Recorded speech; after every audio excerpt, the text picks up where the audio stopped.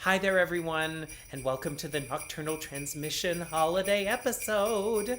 We're going to get all Christmassy with Kailey Jane Hawkins, who is in Owen Sound, Ontario.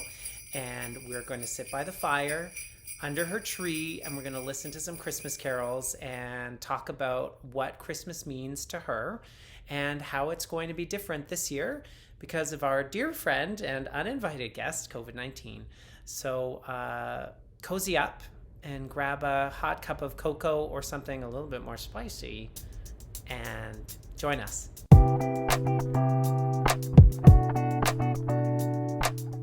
Hi, Kailey. How are you? Hi, Ryan. I'm great. How are you? Good. You are in a Christmas village. Where are you right now? In this? Well, like specifically in my house, or where do I live? Well, maybe where you live is like a good. Yeah, like a geographic. Why don't you anchor our viewers in a place? Sure. I live and work in what is affectionately known as the Land of Oz, or Owen Sound, for Yes. those that aren't familiar. It's in, I think it's called Southwestern Ontario. I think that's what they categorize it. I'm from the north originally, so this feels very south to me. But I guess for Toronto, it's Yeah, for it might Toronto, it's feel north. Well, I mean, the center of the universe is Toronto, if you didn't know. And so everything's in relationship. Well, I was there for a while. I understand that. The six. I'm hip. I am also extremely hip. Well, that's where we met. We met in Toronto. That's true. We both went to U of T and we were working together. And we worked in a gym. I don't want to share too much personal information about you, but I will say that when you work in a gym, that means you often work very early and very late. And so you get to know the real person because you have this run the gamut of like, There's no mask. There's At 6:30 no in mask. the morning, there's no mask. and I always liked you even at 6 a.m. So that's, I like those early morning shifts, to be perfectly honest, because the people that were there, like actually wanted to be there. And for us on shift, you could choose which ones you wanted, midday or late or whatever. And the morning shift, I just remember that the members that came in were just always so chipper, and I liked that. It was a nice way to start the day. yeah. And they're very consistent because there are morning people. Oh my goodness, the regulars. There weren't any surprises. No one just like rolled in at 6:30 and was like, oh, I guess I'll do it today. Well, I mean, the New Year's resolutioners, they would have that in January, which, you were always rooting for them. And then it got a little bit quieter a couple of weeks in. Yeah, February happens and then it's back to, eating chips. Lots of chips and covered in Dorito dust. As one does. As one does. As one does. So you're in your beautiful home in Owen Sound in your living room in front of the Christmas tree. In my rec room, recently renovated, and we're kind of showing it off for Christmas. And yeah. Do you want to give us a little tour? It's Sure, very well, festive. I pan the camera a little bit. Perfect. Yeah, we bought this house last year, and then we've had some renovations we've been doing in the years since. So this is kind of the first year that we're like really going all out for Christmas. And Jeffrey, my corgi, might join us. He's at the top of the stairs, so we'll see. Ooh, he's so cute. Okay. Also boisterous. So we've got nice cheerful fire, Oh which my is very stars. nice. Yeah. I don't have the stockings hung yet. I'm in progress for that. But Wow. yesterday, last year I wasn't super festive with there was frustration and we had some family things going on. And this year I thought for 2020, there's been so precious little to celebrate this year that really we should just pull out all the stops. And so I've got two trees. This is our rec room tree. This was actually my grandma's tree from up in Timmins. Is that a fake tree? It's fake. Yeah. It looks so real. Oh, well, we Maybe try it's the our distance. Yeah, we'll just go with that. Yeah. But this here, let me move this. This I haven't put out in years. It's a little Christmas And village, and there's a cat it's as well. Yeah, you know what? Let me take you down so you can see it. Oh, that might. So, let's see. All right, we'll just go like this. So this village actually was a gift. From one person? From one person. When I lived in Toronto, there was this man that I worked with when I worked as a tour guide.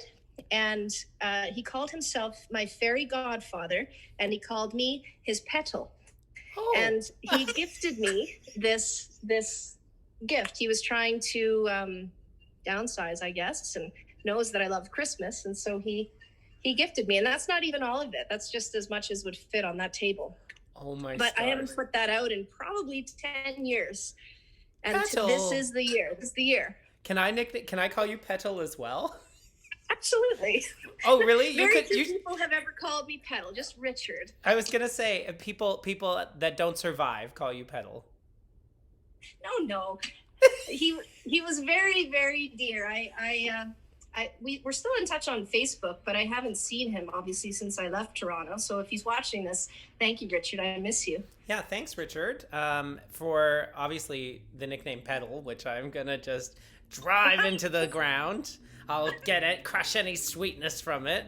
But I love those little houses. Do they get really hot? Is it like a fire hazard? Do they light up inside? They do, yes. They're all lit. So we've got some, let's see, can I switch the camera? Is that a thing here? I don't know. There, that'd be easier. Oh. So we've got... Okay, I see they're all lit inside. We've got the little candle shop and the toy store, and you should probably separate those. Oh, your mom was... Well, you want to separate the candle store from the toy shop because of the explosion risk, right? Candles being so flammable. True. We put the library front and center for my mom. She works at the library in Barrie, so that was for her. And we've got a little schoolhouse, and all kinds of little nums and a little skating rink, and that's amazing. This reminds me that I have a snowman nativity set. And I'm just going to show it to you now. It's sitting on my windowsill, so I'll just bring the pieces over. Okay. But it came with 2 Jesuses. So I'm just going to, because, let me show you here. So we have, first I'll show you, I think this is Mary.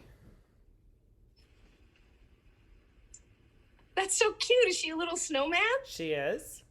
That's adorable. And then here's Jesus. He's just a little snowflake. Yeah, he is, but big carrot nose on that guy. That's true. And then the little sticker of origin. What does it say? It says made in China. Can you believe it was only $3? Anyway, there's a whole cast of characters, but the animals are not snow people. They're just animals. It's just like a bunch of snow people, all with different outfits on, and then just a normal goat. That seems like a bit of a miss to me. You know what? I was just really impressed with myself that I could be so forward thinking as to invest that $3 at that, special store. I don't even know if they make them anymore, and yet here we are. And it'll be a family heirloom, I trust. Well, yeah, as long as there's somebody in my family left, like by the time, like as long as I haven't been disowned by one by one by everybody I know now, then yeah, I'll be passed on. I also have a very disturbing Santa teapot. I should have had these props handy. I'm going to show you my Santa teapot. Santa. Sorry, I knocked the computer on the floor. Anyway, this is my Santa teapot. That's a teapot? Ho, ho, oh! Oh! And then... Oh my God. So this is one arm. And then this is a sack. I don't know where his other arm is. I think it's wrapped around the bear, isn't it? So there? Isn't that his glove that your finger's on now? Sure. And then so the tea pours out of the bear's head. Here's the handle. Here's the spout. Your little teapot. Where did you get that? That's fabulous. So that was from my equivalent of a Richard. Who was downsizing because he actually moved to New Zealand. And he said, "You like Christmas?" And I said, "I do." And he showed up at my house with, I kid you not, a refrigerator box. A refrigerator box full of random things. Some of them including that bizarre teapot. That's lovely. Yeah. Very, very odd. My younger brother and my older sister. Because you have how many siblings? I've got 5. You have 5 siblings, so you're number 6. there's 3 boys and 3 girls. I'm the third oldest. Okay. So it goes boy, girl, me, girl, boy, boy. Okay. Dave's the oldest. Oh. Okay. Yeah. We work together. So my oldest sister yes. and one of my younger brothers, they kind of live around your area. One's in Toronto, one's in Halton. And so they see each other a lot, and they're pretty close. Like, we're all close, but I don't know. They have this thing where they try and buy each other some sort of bizarre Christmas gift every year, and the winner has to display said gift. And so far, I think the most bizarre thing was found by my brother, and it was this toilet cover that is a snowman. So it looks like Frosty. I don't have a photo of it, or I'd show you. It's wonderful. But imagine, if you will, on the tank, it's like his head, and then the seat is like his chin with this nose. And on top of the tank, where his hat would be, is where you stick a roll of toilet paper so it sticks up. It's wonderful. And it's fabric. Ew. Well, that sounds like your family has a grasp of the true meaning of Christmas. Definitely. But you know, the reason why I wanted you to be on this extra special holiday episode, the first ever of Nocturnal Transmission, you know, was because I get the sense that Christmas means more to you than just trees, train sets. Although I didn't see a train set, but I'm sure there's one lingering or in your future. Christmas villages and snowmen toilet seat covers. It's true. Yeah, I'm a pretty sentimental, traditional person, and Christmas is always a big deal. We've got a huge family, on both sides. We're all really close, and yeah, I was particularly close with my maternal grandmother, who lived in Timmins, where I grew up, and even when I moved to Toronto, hometown of Shania Twain. That's right, home to Shania Twain, and you know, a host of other famous people, but I suppose she would be the most famous that people would know about. Frank Mahovlich, Steve Sullivan, Stompin' Tom, actually. Oh, Stompin' Tom Connors. Simmons. Fun fact, not from there, but he got to start at the Maple Leaf Lounge, I think it was called. Oh. Yeah. Okay. So lots of famous people have filtered through there, but none more famous than Norma Phillips, my grandmother. Of course. And no, she was kind of my favorite person. And even when I lived in Toronto, I would go up there, sometimes just me, and we would spend Christmas, pretty much every single one of them, together. And I would go up, her birthday was on December 1st, 1915. And so she'd celebrate for like a month. And I'd go up there in early December and put her tree up and decorate. And then I'd go up again around Christmas and do the baking and the roast and all that. And it was just, I love that kind of thing. And so that's Christmas for me, just surrounded by like familiar things and family and a white Christmas full of snow. Of course, in Timmins, it definitely, I think every year was white. It's yeah. It's a time to get together and to gather and to spend time and make memories. I think that's probably what's I'm finding the most bizarre about 2020 is that you are actively discouraged from gathering, apart from via Zoom, of course. Yeah. And so that'll be different for us. We're used to gathering and having all of it, and this year will be quite a bit quieter. But I'm choosing to see the opportunity in that. Like, we've got this new home, my husband Michael and I, and we're gonna be together, and we'll see others on Zoom, and do the best that we can to celebrate in the way that makes the most sense from a safety perspective with COVID-19. Oh yes, that old friend, the friend that we've all invited to Christmas this year. Yeah. And so will this be your first Christmas without Granny Phillips? No, she passed in 2014. So, yeah. But again, I don't have any, she was 98 and a half, and she died in her own bed in her own home. And everyone was shocked because she had such a zest for life. When I would go up there, quite honestly, I would be, from Toronto or wherever I am. Yes. It would be like a 9-hour drive for me to get up there. and I'd be exhausted, and she would just be sitting there waiting and be like, okay, let's go. We got all kinds of things to do. And she would just wear me out. And she had such a passion and zest for life that was infectious, that no one could believe that she'd actually passed away. And wow. Yeah, I mean, what a way to go though, right? 98 and a half in your own bed. That was that. Yeah, I think it's a pretty nice gift actually when you look at some of the alternatives. Sure. But it's still hard to let people we care about go. There's not a day that goes by that I don't miss her, think about her, and like she's everywhere, from the tree to this. I think this little pendant was hers, but it's, as I say, there's no unhappy memories. Like she's here, and it's if I can exude some of that energy and positivity, then good for me, because she was just fabulous at that, and people just gravitated to her. So cool. Well, I mean, it makes me wonder if you can actually do some good baking. I feel like maybe you do. Anyway, that was one of my jobs. Okay, well, no pressure, but I'll make sure to, you have my address, because I know you're going to be mailing out cookies this year or something, maybe, or leftovers, or whatever. I live alone, Kailey. It's very difficult here in downtown Toronto. We don't have any resources here. There's nowhere I could even buy a cookie, You guys on lockdown right now still? Not really. I mean, yes, but something else is going to have to happen, because it doesn't seem to be making a big difference right now. But maybe there's by the time this episode goes up, things will be dramatically different. But right now it's feeling a little heavy, but I can still buy cookies at the grocery store. But if you wanted to mail me some, I'd be fine with that too.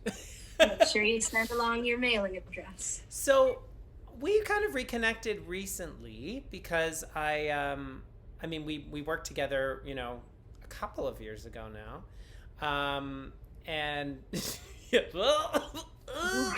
and because I was in university, and now I'm not, and then we ended up going to see, what musical did we see? The Book of Mormon together. Oh yes, which was amazing. Oh my gosh, it was so good. And I feel like I'm blushing just thinking about it. Yeah, it was pretty. So, do you want to share with our audience why that was like particularly special? Sure. Well, I was raised in that faith, and so I knew a lot of the inside jokes and nuances, and it was brilliantly done. It was wonderful. Is it satire? I don't know what to call that, but it was just so on the nose, but also so incredibly bizarre, that it was this wonderful blend that I just remember, like, I was hurting from laughing so hard. It was beautifully done. And I remember, like, when I was sitting beside you, like, I'd be just busting a gut, and you wouldn't completely get the joke, and I'd explain like a couple of things. Yeah, you'd be like, that's not actually true, or that's really true. Yep. So they did that one really well. Yeah, really well. So after that, I was like, oh yeah, this Kailey person is a forever person. And then earlier this year, when I started my Instagram check-ins, we're friends on Facebook, and I had seen that you were posting some music, and there's a big music festival normally in Owen Sound, a folk festival. Yes. Yep. Yes. Not this year, but you've been playing more, and you've been sharing more of your singing and some of your original songs and covers. And I was hoping that maybe you might, share a couple with us tonight. I'd be delighted to. I have my lyrics, because we talked about this in one of the broadcasts that I did. I get nervous, and even if it's a song that I know backwards, frontwards, and inside and out, there's this moment where you're trying to like look at the camera and think of the chords and not have a bizarre look on your face and remember the lyrics. So if I can eliminate one of those things. Well, Barbara Streisand uses a teleprompter. exclusively. You told me that, and it made me feel so much better about this. Thank you. She uses a teleprompter for every single word that she says. So you know how somebody might be like ad lib? She does not ad lib. Everything is scripted. Really? So if she says, "Thank you so much, Toronto," then someone wrote that for her. But she said she has horrible stage fright. And so it takes her fear away, and it means that she only has to focus on the singing, on making beautiful sounds. So a musician that I respect immensely, that I've seen played, I don't know how many times, but consummate professional, incredibly entertaining, just wonderful stage presence, and I was just like so in awe of this person that I was nervous to speak to them. And we've since become friends and had a good laugh about it. But I had a discussion with him at one point, and I just said, like, don't you ever get nervous? And every single time, every time he gets nervous, like to the point that he feels like he's going to throw up.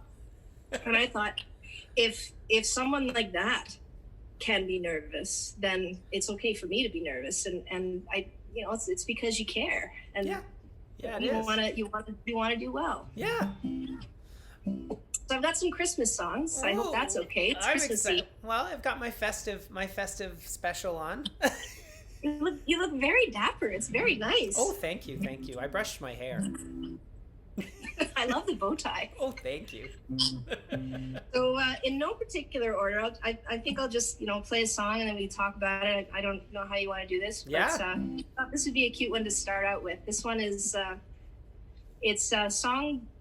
I don't know who wrote it, to be honest, but my favorite version is by the Carpenters, and I don't know whether you know them, but Sinatra's done it, and Zoe Deschanel did it in a group, she and him, but this is the Christmas Waltz. Oh, I'm excited.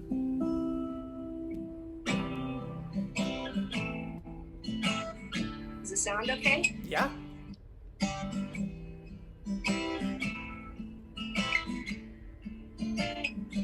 Frosted window panes, candles gleaming inside, painted candy canes on the tree. Santa's on his way, he's filled his sleigh with things for you and for me. It's that time of year when the world falls in love. Every song you hear seems to say, Merry Christmas, may your dreams come true. And this song of mine in 3/4 time wishes you and yours the same thing too.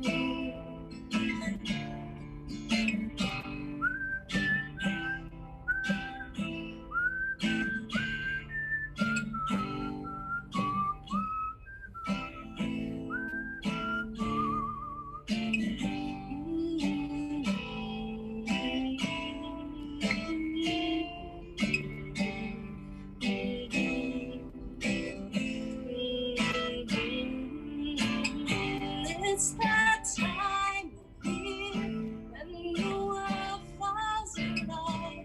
Every song you hear seems to say, Merry Christmas, may your dreams come true.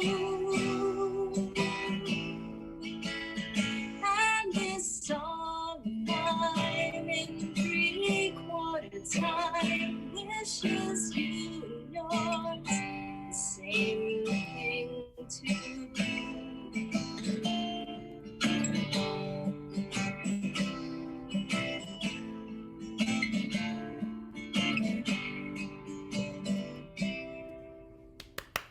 Woo! Yay!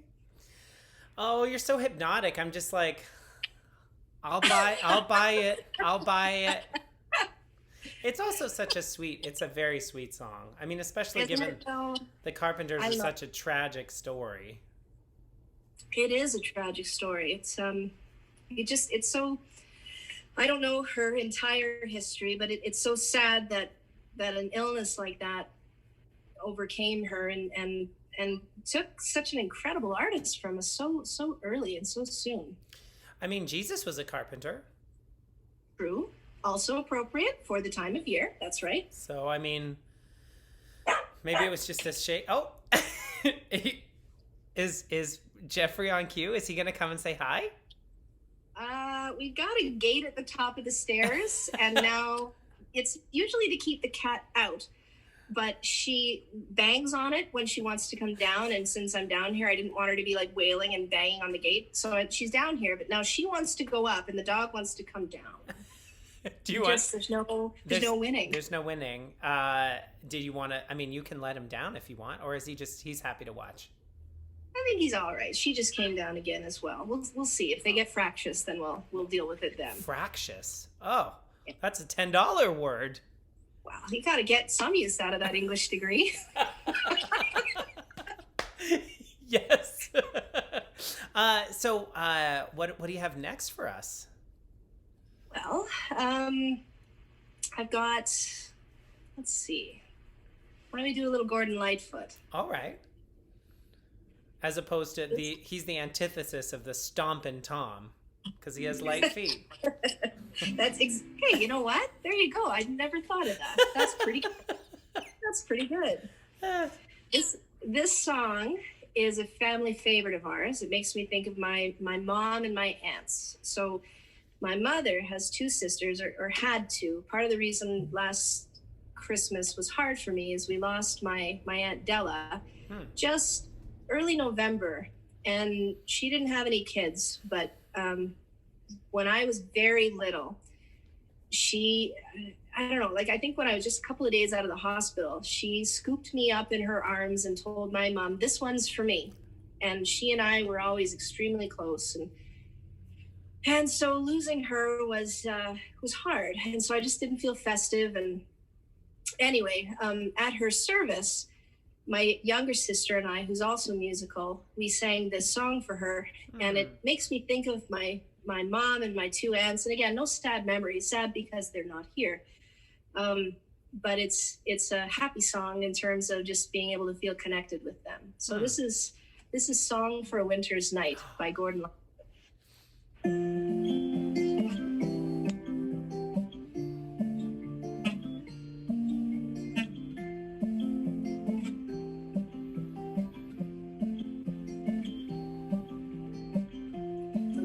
Is burning low upon my tabletop. The snow is softly falling. The air is still within the silence of my room. I hear your voice softly calling. If I could only have you near to breathe a sigh or two, I would be happy just to hold the hands I love on this winter's night with you.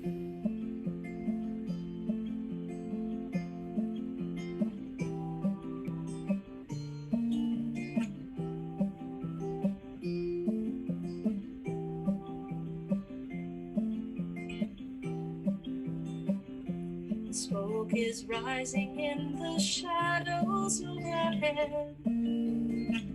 My glass is almost empty. I read again between the lines upon each page the words of love you sent me. If I could know within my heart that you were lonely too, I would be happy just to hold the hands I love love on this winter's night with you.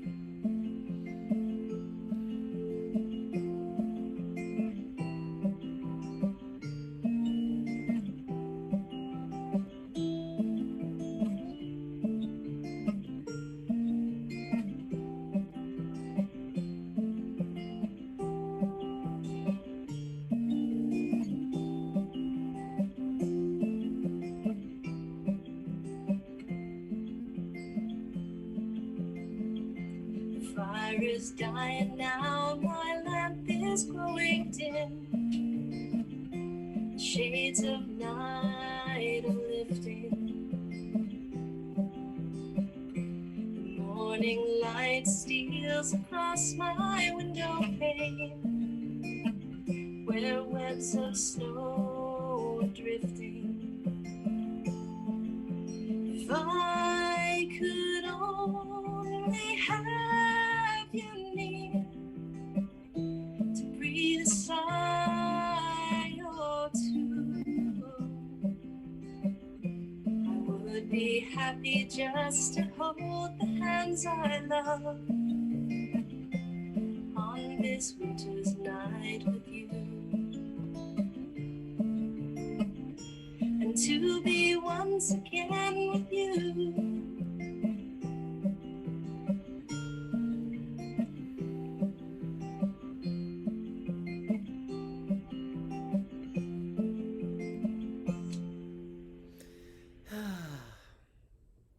Right in the feels tonight. Yeah. Who knew Gordon Lightfoot wrote such nice poetry? It's true. Actually, anyone who likes is a fan of his music, I guess. Oh, that was really beautiful. And what a very pandemic theme as well. I thought so. It's won't it be nice when we can gather again and be together and hold somebody's hand? Yeah, I guess you're not gonna, so normally you would see your family, right, and have a big gathering, and so this year you're not doing that. No, we're gonna go and see my parents, and just for the day, and drop off some gifts, and depending on how things are going. And I don't think I'm going to see any of my siblings because we're all trying to distance, and they live in different, I guess, zones. Zones, yeah. In the province. Yeah. Some are red, some are orange, and in an effort to try and not follow the rules, I suppose, then we're just going to try and do the distant thing and drop presents off and quarantine said presents when kids can pick them up whenever they're COVID free.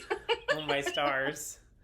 Well, yeah, I mean, I know for me, my parents, we always have some sort of a mixture of Christmas. My dad and my stepmom usually host, and then my mom and I go in from Toronto, my brother and his girlfriend and my niece come in from Kingston. Or did we do that last year? We could have. But anyway, we're not doing it this year. And it's very interesting to think about, how different it feels to not have that choice.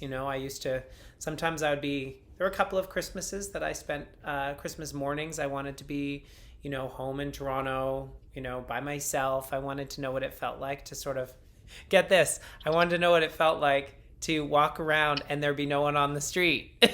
Well, I've had a lot of experience with that this year. Yeah, that's true, eh?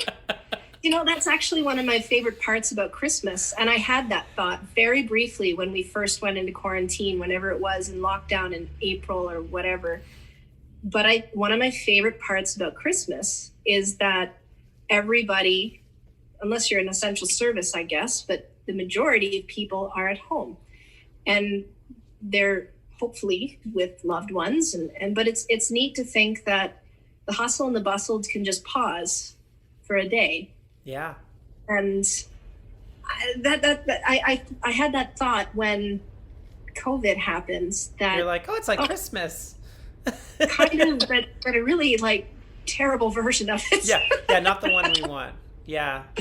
I mean, I think the reality is it's always a hard time for we queers because not all of us feel comfortable going home or have like being with family. It doesn't feel safe or or possible. And I know a lot of, especially living in Toronto, a lot of friends come from other cities, other countries, and they've come to Toronto because of being big. And often where there's big, there can be accepting. You find your groups of people that accept and love you.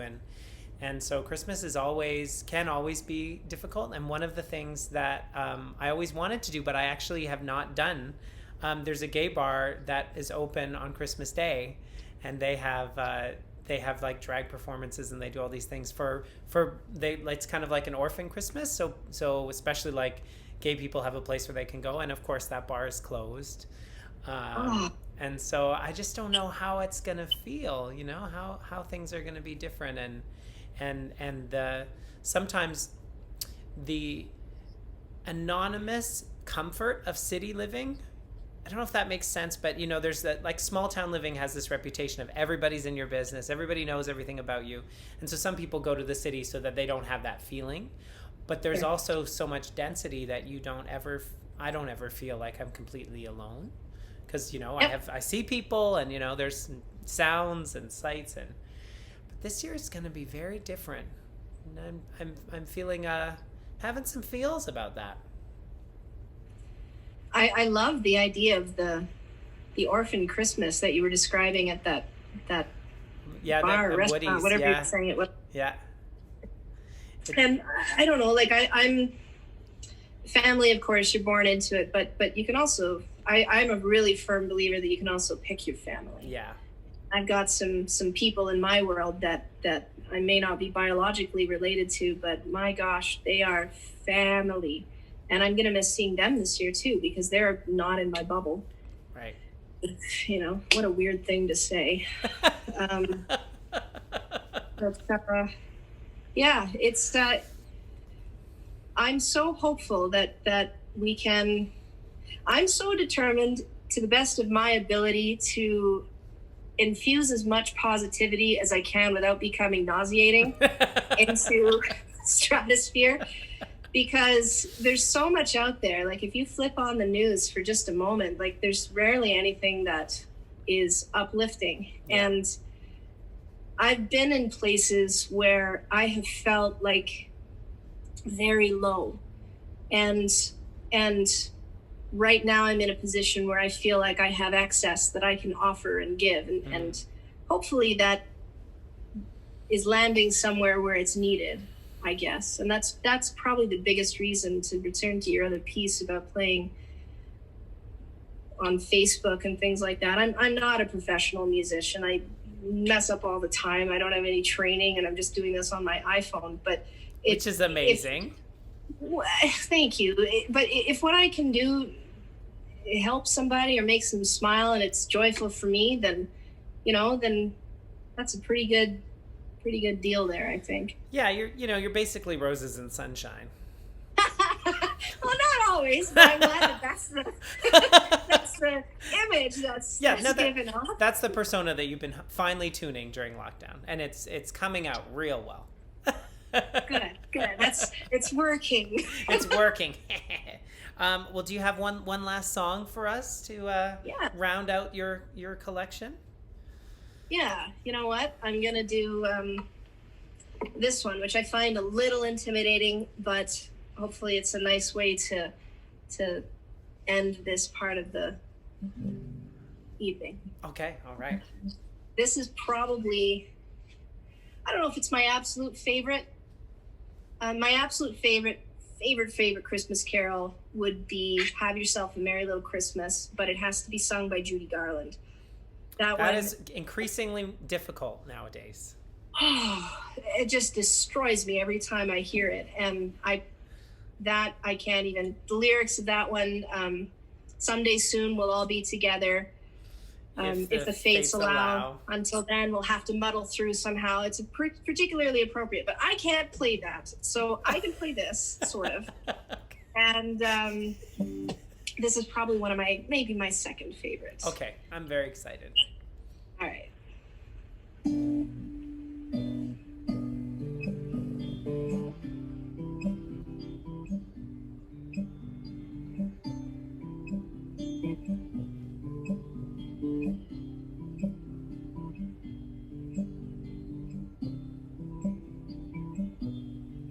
I'm dreaming of a white Christmas, just like the ones I used to know, where the treetops glisten and children listen to hear sleigh bells in the snow. I'm dreaming of a white Christmas, with every Christmas card I write. May your days be merry and bright, and may all your Christmases be white.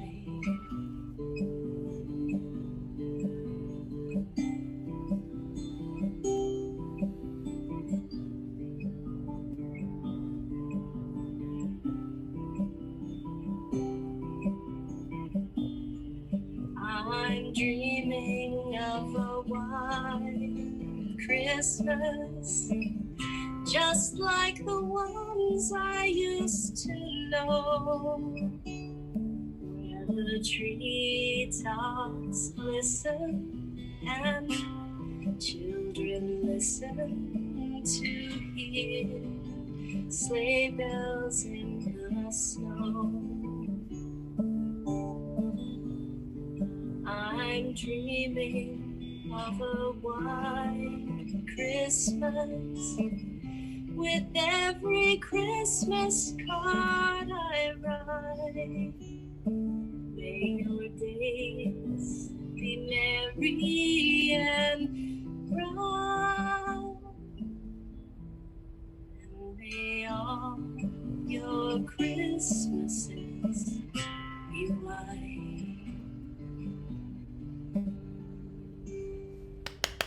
Yay! Everything in my power not to sing along with you. I took everything in my power. You were very welcome to. Well, had I known, I would have been, I'm dreaming of a white Christmas. Hey, you know what? When this is over, we should take this on the road.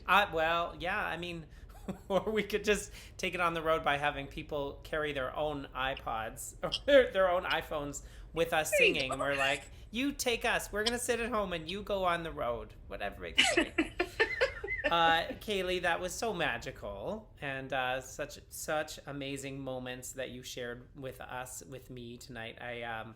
I'm only sad because I lied about the whole podcast thing, and I just wanted you to sing to me. So this was just really just a ploy to get your attention, and it worked out marvelously. Now I feel a bit guilty, but it's fine. But I did want to say, so the format for my podcasts are normally that I have 2 interviews, but I wanted to give you a whole episode so that we could just sort of get to know you a little better and share this festive moment. And we did, and I really appreciate it. So thank you so much. I'm so delighted that you invited me. Thank you so much. I enjoyed this so much. I was very nervous at the beginning, but with a little ginger ale. Liquid Courage, Canada Dry Ginger Ale. Is that diet ginger ale as well? It sure is. Oh, wow. Aspartame for the win. Well, yeah. Made from real ginger, though. I actually can't taste it from here. I don't know if it's COVID or maybe it's the internet, but I'm not able. I can't smell or taste it. It's so weird. Thank you so much, and we'll have to have you on again. Maybe you can welcome the springtime or something. We'll figure out a way to. And I'll try and play not such like dirges for songs. I'll try and bring in something a little more bouncy. Well, it's a little bit of a somber, as I mentioned, it can be a bit of a somber time of year, and I think the best way to sort of combat it is not to pretend that it's not happening and just kind of like sit lightly, a little lightly in it. It's like a flan, just like it's a little soggy on the bottom, but it's surviving. What a weird thing to say. Anyway, thank you, Kailey.